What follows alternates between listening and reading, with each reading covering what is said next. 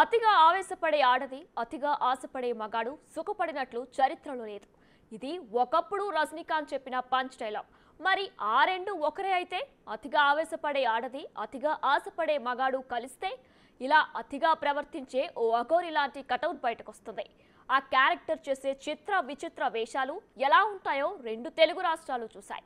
ఆఖరికి అఘోరి చర్యలే అతన్ని జైలు పాలు చేశాయి. అతి సర్వత్రా వర్జయేత్ అంటే అతి ఎక్కువైతే ఎలా ఉంటుందో, అదెలాంటి పరిణామాలకు దారి తీస్తుందో చెప్పటానికి మన దగ్గర ఇప్పటికే బోలెడన్ని ఎగ్జాంపుల్స్ ఉంటాయి. కానీ మనకు తెలియని, మనం ఎప్పుడూ చూడని లేటెస్ట్ ఎగ్జాంపులే ఈ అఘోరి క్యారెక్టర్. అతి కొద్ది కాలంలో ఈ అఘోరికి వచ్చిన నేమ్, ఫేమ్ అంతా ఇంతా కాదు. ఈ మధ్యకాలంలో సోషల్ మీడియాలో ఇన్స్టెంట్గా పాపులర్ అయిన పర్సనాలిటీలలో ఈ అఘోరి కూడా ఒకడు. మొదట్లో అంతా బాగానే ఉంది. చాలా మందికి ఈ లేడీ అఘోరి కొత్తగా అనిపించింది. అఘోరాలు ఉంటారని అందరికీ తెలుసు, నాగసాధువులు ఉంటారని తెలుసు. కానీ ఇలాంటి ఓ లేడీ అఘోరి కూడా ఉంటుందా అని అంతా ఆశ్చర్యపోయారు.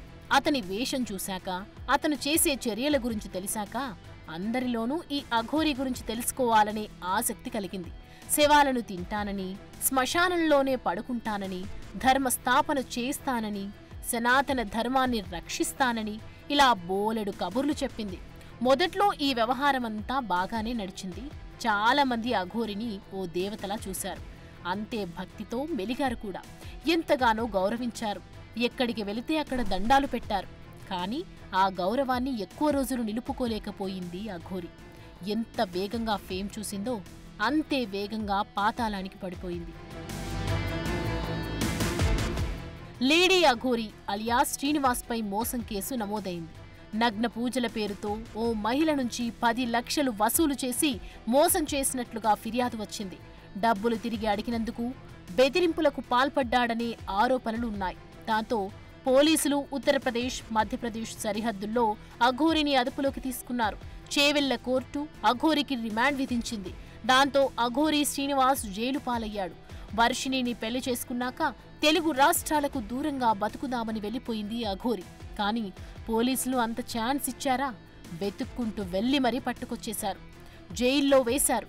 ఈ అఘోరి ఎపిసోడ్తో ఒక విషయం మాత్రం క్లియర్గా అర్థమైంది. అతిగా మతిపోయి ప్రవర్తించే అఘోరి అయినా చట్టానికి అతీతం కాదని తేలిపోయింది. ఆధ్యాత్మికతను అడ్డుపెట్టుకుని అఘోరి ఎంత అతి చేయాలో అంత చేసింది. ధర్మస్థాపన అంటూ ఆగమాగం చేసింది. పూజల పేరుతో తనని నమ్మిన వాళ్లను మోసం చేసిందనే ఆరోపణలున్నాయి. ఇలా వరుస సంఘటనలన్నీ అఘోరిని వ్యక్తిగతంగా పతనమయ్యేలా చేశాయి. ముఖ్యంగా అఘోరి చర్యలు ఆధ్యాత్మిక గురువులు, అఘోరిలపై సమాజంలో ఉన్న నమ్మకాన్ని దెబ్బతీసేలా ఉన్నాయి. అవన్నీ ఆమె ప్రతిష్ఠతను, నమ్మకాన్ని కోల్పోయేలా చేశాయి.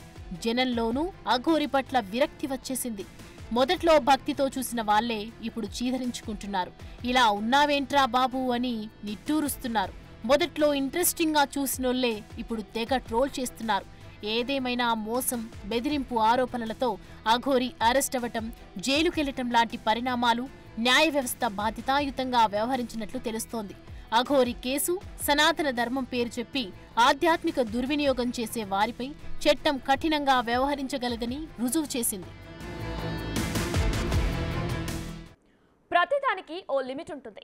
లిమిట్ క్రాస్ అయితే తర్వాత వచ్చే పరిణామాలు కూడా అదే స్థాయిలో ఉంటాయి. సనాతన ధర్మస్థాపన అంటూ దుకాణం మొదలుపెట్టిన అఘోరి తర్వాత ట్రాక్ తప్పాడు.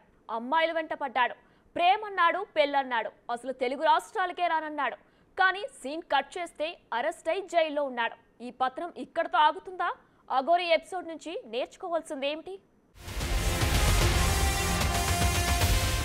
అఘోరి ఒకప్పుడు గాడ్ మెటీరియల్, ఇప్పుడు అదే కటౌట్ ట్రోల్ మెటీరియల్. ప్రతి దానికి ఓ స్టార్టింగ్ పాయింట్ ఉన్నట్లే ఎండింగ్ కూడా ఉంటుంది.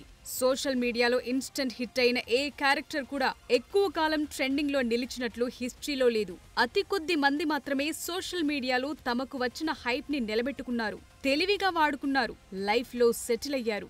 మిగతా వాళ్లంతా వచ్చిన నేమ్, ఫేమ్ ని ఎలా వాడుకోవాలో తెలియక ఇలా వచ్చి అలా వెళ్లిపోయారు. ఇప్పుడు ఈ అఘోరి క్యారెక్టర్ కూడా అలాంటిదే. సడన్ గా ఎంట్రీ ఇచ్చింది. సోషల్ మీడియాతో పాటు 2 తెలుగు రాష్ట్రాలను షేక్ చేసి పడేసింది. నడిచిన నాళ్లు నడిపించింది. చివరికి జైలు పాలయ్యింది. అందుకే అనేది అతిగా రియాక్ట్ అయితే సీన్ రివర్స్ అవుతుందని. ఆధ్యాత్మికతను అడ్డం పెట్టుకుని సమాజంలో అతిగా ప్రవర్తించిన అఘోరి కూడా బాగుపడలేదు. చట్టానికి అఘోరి ఏమీ అతీతం కాదని తేలిపోయింది. అఘోరి ఓవర్ యాక్షన్ ఏ స్థాయికి వెళ్లిందో ఇటు తెలంగాణ అటు ఆంధ్ర రెండూ చూశాయి. ఆలయాలకు వెళ్లటం, ఎవ్వరినీ లెక్క చేయకుండా వీఐపీలా దర్శనాలు చేసుకోవటం, ప్రశ్నిస్తే బూతులు తిట్టటం, ఆపితే కర్రలు తీసుకుని కొట్టడం లాంటివన్నీ చేసింది. కొన్ని సార్లు పెట్రోల్ క్యాన్ తీసుకుని ఆత్మార్పణం చేసుకుంటారంటూ బెదిరించింది. చివరికి పోలీసులను కూడా లెక్క చేయకుండా ప్రవర్తించింది.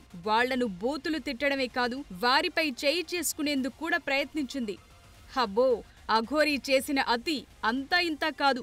ఆమె చర్యలు, ఆర్థిక లావాదేవీలు, జనంలో అతి ప్రవర్తన లాంటివన్నీ ఆమె పతనానికి దారితీశాయి. ఇదంతా ఒకెత్తైతే అఘోరి శ్రీనివాస్ ప్రేమ వ్యవహారం మరో ఎత్తు. శ్రీవర్షిణి అనే అమ్మాయితో అతను నడిపిన ప్రేమ వ్యవహారం, ఆమెను పెళ్లి చేసుకోవటం, పోలీస్ స్టేషన్ మెట్లెక్కటం, కుటుంబ తగాదాలు, ఇలా చాలానే నడిచింది. ఇంతలోనే అఘోరికి ముందే పెళ్లయిందనే విషయం బయటపడింది. అతని మొదటి భార్య రాధిక తనను మోసం చేసి వర్షిణిని పెళ్లి చేసుకున్నాడని ఆరోపించింది. పోలీసులకు ఫిర్యాదు చేసింది. దాంతో అఘోరి జనంలో మరింత పలుచనైపోయాడు. ఇదిలా ఉంటే నగ్న పూజల పేరుతో ఓ మహిళ నుంచి 10 లక్షలు వసూలు చేసి బెదిరింపులకు పాల్పడిన కేసులో అరెస్టై జైలుకు వెళ్లాడు.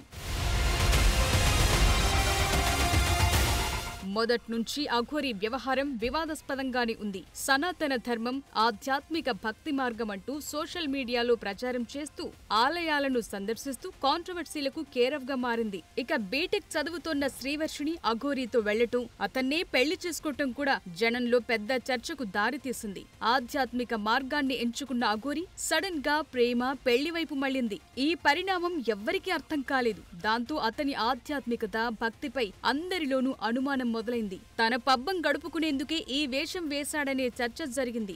అఘోరి ఆధ్యాత్మిక మార్గానికి కట్టుబడి ఉండకుండా పక్కదారి పట్టడంతోనే అతను పతనమైపోయాడు. అతని ప్రవర్తన, వ్యక్తిగత సంబంధాలు, ఒకరిని మోసం చేసి మరొకరిని పెళ్లి చేసుకోవటం, బెదిరింపులకు పాల్పడటం లాంటివన్నీ అఘోరిని ఎటూ కాకుండా చేశాయి. ముఖ్యంగా తనను తాను ఓ ఆధ్యాత్మిక వ్యక్తిగా చిత్రీకరించుకుని పూజలు, ధర్మం పేరుతో డబ్బులు వసూలు చేయటం, జనాన్ని మోసం చేయటం లాంటివి కూడా అతని ప్రతిష్టను దెబ్బతీశాయి.